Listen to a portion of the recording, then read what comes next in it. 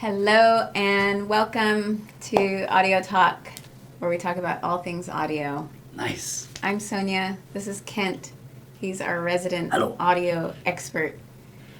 Today we're going to talk about Oh. receivers. Ooh, nice. And one receiver in particular that is the stereo receiver. I'm wondering, Kent, does anybody use those things anymore? Yeah, they do.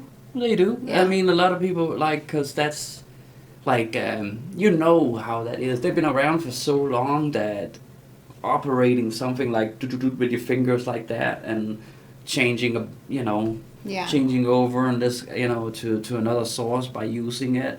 All the buttons are physical right there. Yeah. I think that that's going to be a while before people want to get rid of that. There was just there's just so much new technology coming, digitally operated by your phone or computer, that sometimes people want to relax and not having to deal with getting used to all these things. But Yeah. I mean, I think that ultimately they are on their way out.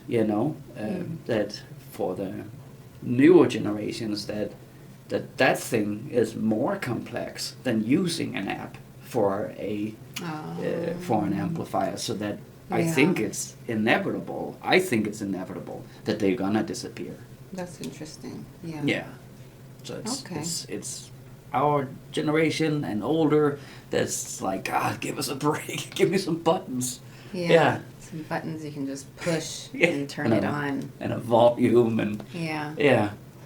But the app-based things are cool. I mean, you don't have to look at it. You can get that sleek look in your room where there's nothing around.